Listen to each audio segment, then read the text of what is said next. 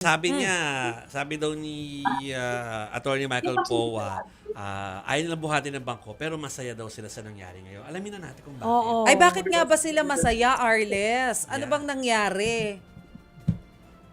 Joey, Chiki at Masay kanina nga ay nagsagawa ng post-trial press conference ang defense team ni Vice President Sara Duterte kung saan nga para sa kanila na-hit naman nila yung kanila umanong mga target sa pagharap nga ng NBA Director na si Attorney Melvin Matibag para sa ikawalong araw na impeachment trial ni Vice President Sara Duterte.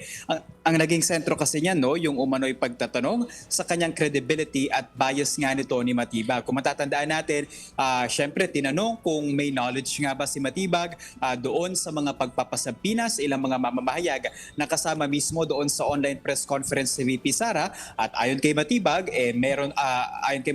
wala raw siyang knowledge personally or directly doon pero based on the records ay meron siyang mga kaalaman dito habang doon naman sa umano'y bias naman kay Matibag, yung umanungang asawa nito na si Congresswoman Marie Matibag ay kasama nga sa mga endorsement ng impeachment ni Vice President Sara Duterte. So far, yun yung nakita natin na ayon naman sa depensa nahit naman nila yung kanilang mga target. But according to them, ay hindi pa sila tapos. Mayroon pa tayong mga asahan na ipepresenta nila bukas. So ano pa raw, Arles, yung mga gustong mahugot ng depensa mula kay Attorney Melvin Matibag bukas dun sa continuation?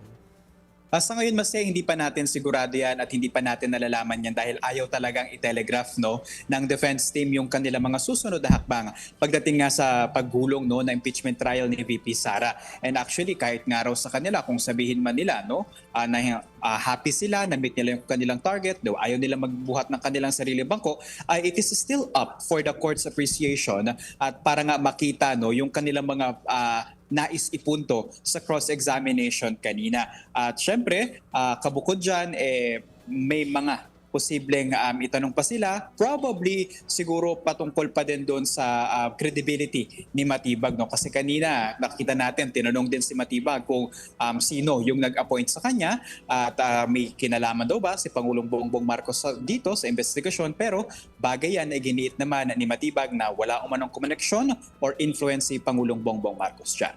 Kanina, Arles, sinabi mo meron pa silang gustong mga ipipresent bukas. Tama ba yung pagkarinig ko? So, meron ba silang sinabi, anything that they shared with you about itong mga ipipresent nila bukas? Alam natin ayaw nilang i-telegraph yung moves nila, pero baka meron ka nakuha.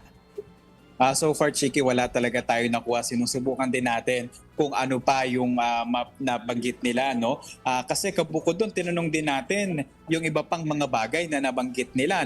We personally asked kung magkikling nga ba ang defense team ni Vice President Sara Duterte sa mga survey at trust ratings na lumalabas. Pero sa ngayon, hindi raw yan yung kanilang nagiging posisyon. Kasi so far, yung betrayal of public trust and yung allegation ng grave threats, syempre pwedeng nakikita natin na pagtugmain or pagkumparahin nila pagdating nga dito sa pagulo ng impeachment trial ni Vice President Sara Duterte. Lalo pa, recent surveys show na mataas-taas itong numero ni VP Sara. Arles, natanong nyo ba kanina kina Attorney Michael Poa yung pagbiyahe sa ibang bansa ni Vice President Sara Duterte? Natatagal kasi hanggang July 31, di ba? I wonder what message yung gustong iparating ng kampo niya na na-timing pa talaga dito sa kasagsagan ng impeachment trial, yung kanyang biyahe sa ilang bansa ngayon? 6 ba?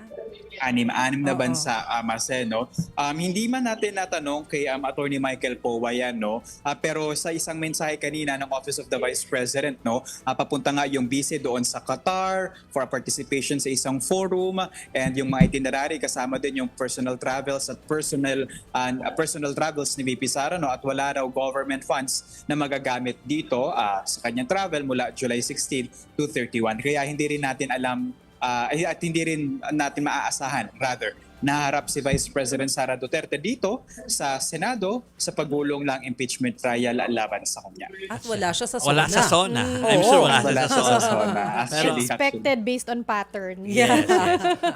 Ako na lang, panghuli na lang, Arles. Eto, gagayahin ko yung mga lawyer ng defense saka process. May objection ka? Hindi, yung linya na if any or kung meron lang. Oh, Kung meron man. Kung meron man. Ganyan sila sa dulo, diba? Kung meron man. ay baka meron ka lang maidadagdag doon sa hindi masyadong pinag-usapan to pero parang may ilan na pinag-uusapan to online. Yung tungkol sa pag-take up doon sa Davao Death Squad kanina. Hindi ko alam kung narinig mo yon, Arles, pero parang ito'y kinriticize ni Senadora Pia Cayetano, parang ba't kailangan daw i-take up yung issue na yun? Bakit ba siya naging relevant for today?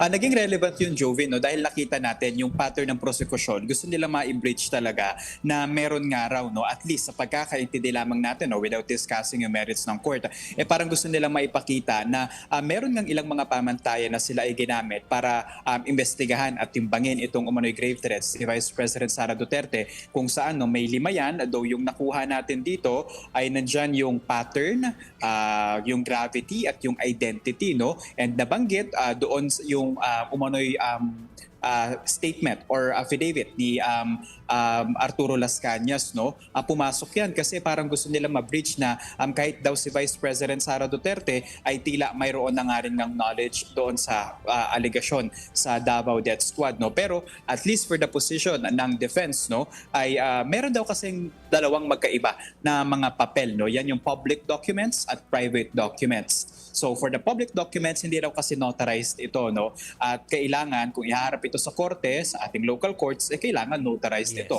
Pero yung sa private naman na wala daw notary ito, ganyan. So yun yung kanilang posisyon, no? Though hindi naman nila pinigilan yan kanina, surprisingly, but the way we see it, hindi masyadong napag-usapan to kasi Juvie Chiquet, Masa, for context, itong alleged connection ni VP Sara sa Davao Death Squad ay kasama sana sa mga reklamo ng articles of impeachment kay Vice President Sara. Pero later on ay drinap at eto, naungkat nga sa impeachment trial na minsan. Yeah, kumbaga nasimple ha. Okay, pasalamat na tayo. Arles, thank you for your update. Yan po ang aming mobile journalist na nakatutok sa depensa, Arles de los Santos.